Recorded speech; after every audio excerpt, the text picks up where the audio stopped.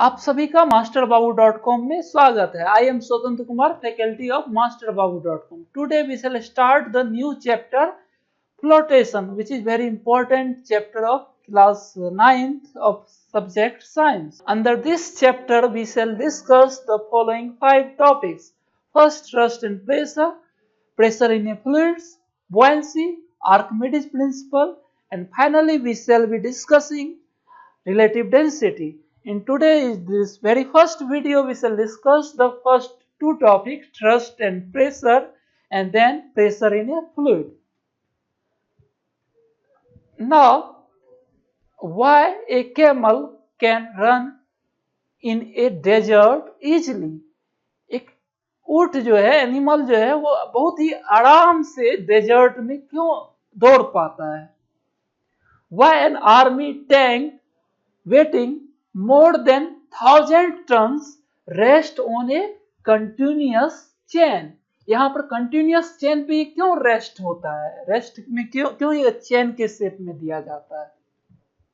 Why a truck or motor bus has a wider tires? Why cutting tools have a sharp edge? You can see here the edges of cutting tools are sharp. In order to address this question and understand the phenomena involved, it helps to introduce the concept of net force in a particular direction, that is also called thrust, and the force per unit area, pressure acting on the object concerned. तो ये दोनों topic को हम लोग introduce करेंगे।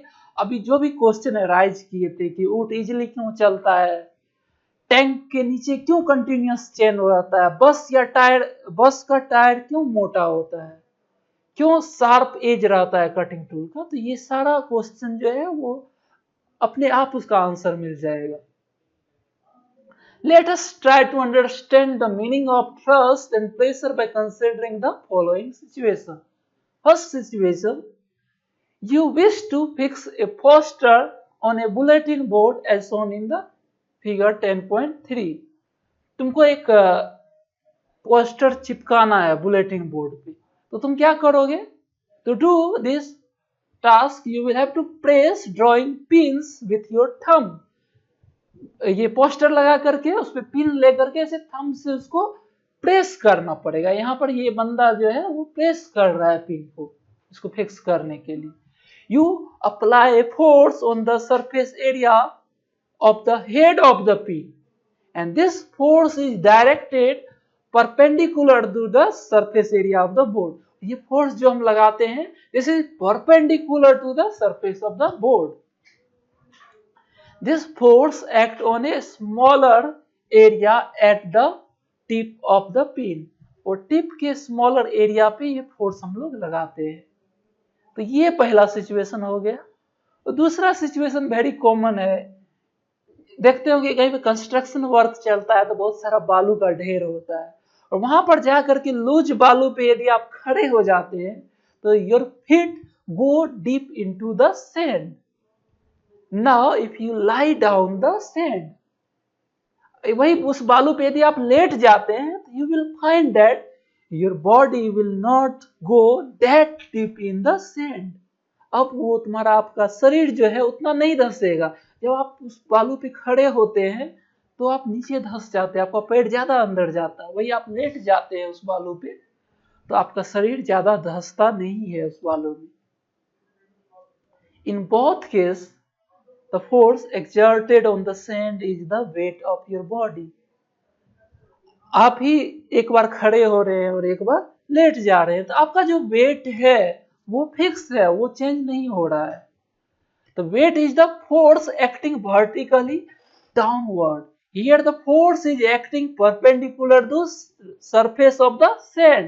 Pin के case में भी हम लोग थंब से दबा रहे थे तो फोर्स जो है सरफेस के परपेंडिकुलर लगा रहे थे, और बालू पे जब खड़े हैं तो हमारा वेट नीचे लग रहा है तो वहां भी फोर्स जो है बालू के परपेंडिकुलर लग रहा है, बालू के सरफेस के परपेंडिकुलर लग रहा है।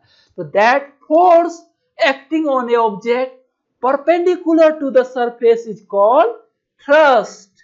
तो इस तरह से हम लोग का थ्रस्ट का डेफिनेशन मिलता है। The force which acting on a object perpendicular to the surface is called thrust. तो हम लोग जो पिन को दबा के लगा रहे थे तो वो फोर्स क्या था? थ्रस्ट था। हम लोग खड़ा थे तो हमारा वेट जो लग रहा था जमीन पे वो भी क्या है? थ्रस्ट है।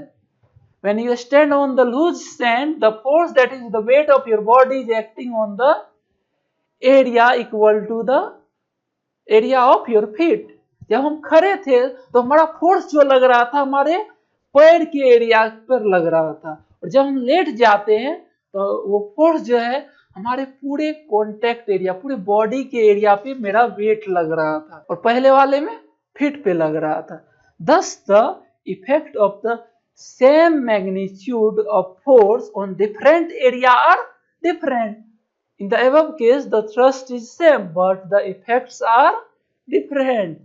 जब हम बालू पे लेट गए, जब बालू पे खड़े थे, दोनों सिचुएशन में आपका वेट सेम था, यानी फोर्स सेम था। फोर्स क्या था? इस केस में फोर्स को हम थ्रस्ट बोलते हैं। थ्रस्ट तो सेम था, लेकिन उस थ्रस्ट का इफेक्ट वो अलग अलग था। क्यों अलग था? क्योंकि जिस एरिया पे लग रहा है वो force, in first case that thrust was acting on the area of your feet, हमारे फीट के एरिया के बराबर था, बराबर एरिया पे फोर्स लग रहा था। लेकिन जब तुम लेट जा रहे थे तो पूरा हमारे बॉडी के एरिया के बराबर एरिया पे वो फोर्स लग रहा था। तो अलग अलग एरिया पे क्या है? इफेक्ट अलग अलग होगा एक गिवन थ्रस्ट का। Therefore, the effect of thrust depend on the area on which it acts, and the effect of thrust on sand is larger when standing than while lying. तो effect of thrust ज्यादा था जब वो हम sand पे खड़े थे तो देखे क्या? ज्यादा धंस गया था। वही जब हम लेट गए थे तो उसका इफेक्ट ज्यादा था। यानी एरिया कम रहेगा तो इफेक्ट ज्यादा, एरिया ज्यादा रहेगा तो थ्रस्ट का इफेक्ट क्या होगा? कम होगा। And the thrust on unit area is called pressure. इस थ्रस्ट को पर यूनिट एरिया को क्या बोलेंगे? प्रेशर बोलेंगे। यूनिट एरिया पे जो थ्रस्ट लगेगा उसको प्रेशर बोलते हैं। Thus pressure is equal to thrust by area. और इसका ऐसा ही यूनिट थ्रस्ट का, थ्रस्ट इज ए फोर्स तो उसका न्यूटन हो गया, और एरिया मीटर स्क्वायर, तो न्यूटन पर metre square is the unit of thrust. लेकिन एक साइंटिस्ट था पास्कल, उसके ऑनर में उसको रिस्पेक्ट देने के लिए इसका यूनिट को पास्कल भी बोला जाता है। तो PASCL स्मॉल लेटर में डिनोट करेंगे या कैपिटल PA से डिनोट करेंगे। तो एक बहुत ही अच्छा न्यूमेरिकल है, इस पे बेस्ड उसको हम लोग करते हैं। इसमें एक ब्लॉक रखा हुआ है टेबल टॉप पे, उसका मास 5 kg दिया हुआ और उसका डायमेंशन दिया हुआ। तो दो केस में हमको प्रेशर निकालना है, पहला केस और दूसरा केस, और दो ऑब्जेक्ट है। तो इसका सॉल्यूशन देखते हैं। The mass of wooden block 5 और डायमेंशन क्या है? 40 × 20। ये वाले केस में 40 × 20 × 10, इसका 40 × 20 × 10, दोनों का सेम ही है dimension. Here the weight of the block apply thrust on the table top। Table पे रखा हुआ है तो वो वेट क्या करेगा? थ्रस्ट अप्लाई करेगा टेबल की सरफेस पे, और वो थ्रस्ट का वैल्यू होगा mg के बराबर, तो 49 न्यूटन। अब जब पहला केस जब इस तरह से रखा हुआ है ऑब्जेक्ट, तो उस केस में इसका एरिया जो कांटेक्ट में है वो क्या है? 20 × 10, तो एरिया हो गया 20 × 10, और इसको SI यूनिट में कन्वर्ट करेंगे तो 0.02 मीटर स्क्वायर। प्रेशर क्या आ गया? फोर्स बाय या थ्रस्ट बाय एरिया, इस तरह से थ्रस्ट आ जाएगा। अब जब ये 40 × 20 साइड पे रखा है, इसमें 20 × 10 साइड के अलोंग रखा था, अब 20 × 40 के अलोंग रखा हुआ, तो उस केस में एरिया अलग होगा और थ्रस्ट तो वही रहेगा दोनों केस में mg के बराबर। तो इसमें वैल्यू सब्स्टिट्यूट करेंगे तो 612। यहाँ पर आप देख रहे हैं यहाँ पर ही कम एरिया है और यहाँ पर ज्यादा एरिया है, तो यहाँ पर प्रेशर जो है, जब एरिया कम था तो प्रेशर ज्यादा था, और जब एरिया ज्यादा था तो प्रेशर कम था। यहाँ 24 है और यहाँ 612, लगभग 1/4 हो गया। तो एरिया पे डिपेंड करता है। तो दोनों केस में एरिया अलग है तो प्रेशर भी अलग अलग रह रहा है। Thus the same force acting on a smaller area exerts a larger pressure and a smaller pressure on a larger area. यदि कम एरिया पे थ्रस्ट लगेगा तो लार्ज प्रेशर होगा, यदि ज्यादा एरिया पे प्रेशर फोर्स लगेगा या थ्रस्ट लगेगा तो इसका प्रेशर क्या होगा, कम होगा. And this is the reason why a nail has a pointed tip, knives have a sharp edge and the building have a wide foundation. और यही कारण है कि नेल का टिप क्यों पॉइंट साइज का रहता है, ताकि उसमें फोर्स लगाए तो उसका इफेक्ट ज्यादा हो, वो अंदर ज्यादा धसे. इस कारण से उसका टिप जो है पॉइंट साइज का रहेगा ताकि उसमें प्रेशर ज्यादा लगेगा. उसी तरह नाइफ, जब चाकू हम लोग जो किचन में यूज करते हैं उसका एज जो है यहाँ पर शार्प एज होता है ताकि हम जो फोर्स लगाए उसका इफेक्ट ज्यादा हो, प्रेशर ज्यादा लगे. प्रेशर ज्यादा लगने से इफेक्ट ज्यादा होगा. वही बिल्डिंग का फाउंडेशन है, तो you don't want your building to collapse. ऐसा तो नहीं चाहोगे तुम्हारा घर नीचे धंस जाए, तो इसके लिए हमको क्या करना पड़ेगा, एरिया ज्यादा देना पड़ेगा. एरिया ज्यादा देंगे तो प्रेशर कम लगेगा, प्रेशर कम लगेगा तो इफेक्ट जो है फोर्स का कम होगा, तो हमारा बिल्डिंग अंदर नहीं धंसेगा. इसीलिए अच्छा बिल्डिंग में, बड़ा बिल्डिंग का फाउंडेशन जो है वाइड फाउंडेशन दिया जाता है. अब हम लोग नेक्स्ट टॉपिक देखेंगे, pressure in a fluid. We just had seen pressure in a solid, pressure of solid block का देखिए. अब देखेंगे लिक्विड का प्रेशर क्या होता है, फ्लूइड का प्रेशर क्या होता है. फ्लूइड होता है क्या है, all liquid and gas are fluid. Fluid मतलब होता है जो फ्लो कर सके, फ्लूइड फ्लो से बना है, तो जो फ्लो करे उसको फ्लूइड बोलेंगे. और लिक्विड और गैस दोनों फ्लो करता है, दोनों फ्लूइड हुआ. A solid exerts pressure on a surface due to its weight. Similarly, fluids have a weight and they also exerts pressure on the base and the walls of the container in which they are enclosed.